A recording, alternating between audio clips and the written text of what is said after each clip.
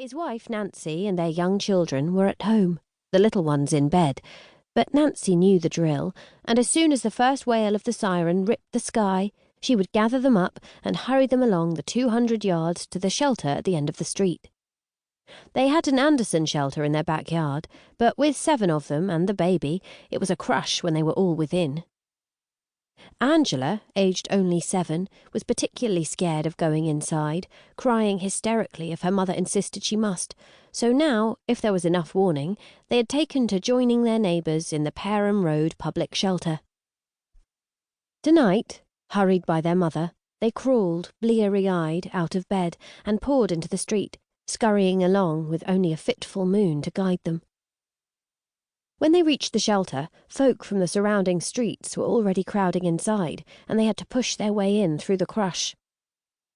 The only one of the family missing was Vera. Too young to train as a nurse like her elder sister Muriel, or join up like her brother Tony, the Shawbrooks' 18-year-old daughter worked as a waitress at the Lord Howard pub, and tonight she had stayed on when the bar closed for an extra drink with Charlie, the barman. Dad will be out on duty, Vera had thought, and Mam will be in bed by the time I get home. She won't realise how late it was, and even if she does, Vera gave a shiver of anticipation. It'll be worth it to have a drink with Charlie. She'd been looking forward to it all evening, longing for George the boss to call time and shut the doors. Then, she'd be with Charlie. He had such lovely brown eyes, and his smile. As the siren split the night air, Charlie grabbed Vera by the hand and, pulling her off the bar stool, hurried her out into the street, running for cover. "Come on," he urged as they ran along the road. They heard the distant sound of approaching aircraft, saw searchlights already sweeping above them.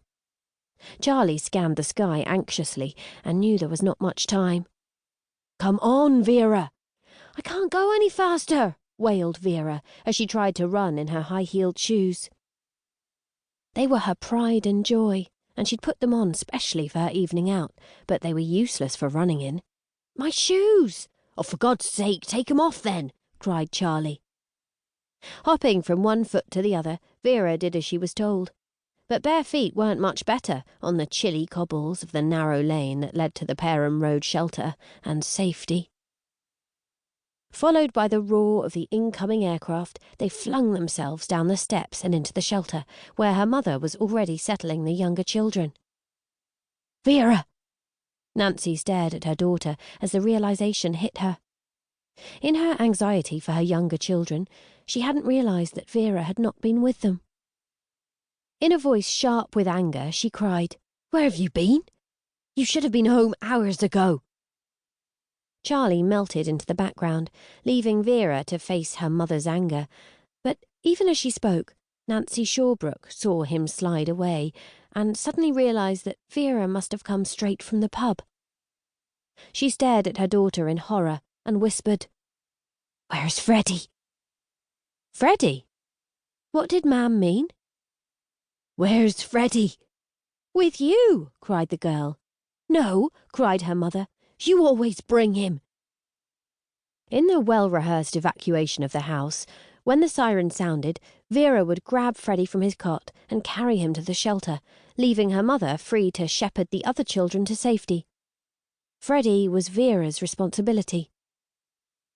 Apart from Vera herself, only her parents and her older siblings, Muriel and Tony, knew the truth. That Freddie was Vera's son. When she had come home one winter's day and confessed that she'd let a good-looking sailor on leave sweet-talk her into bed, and that she was now expecting his child, her parents had stood by her in place of the vanished father and adopted the baby as their own. The neighbours guessed the true situation, but no comments were made. It wouldn't be the first nor the last time that a grandparent stood in for a parent, and the younger members of the family had simply accepted that on a warm July afternoon, Mam had had another baby, a boy called Freddie. One day, perhaps, thought Nancy, as she'd held the tiny scrap of humanity, only hours old, in her arms, we may tell him the truth, but not until he's grown up. However, in her own way, she'd prepared.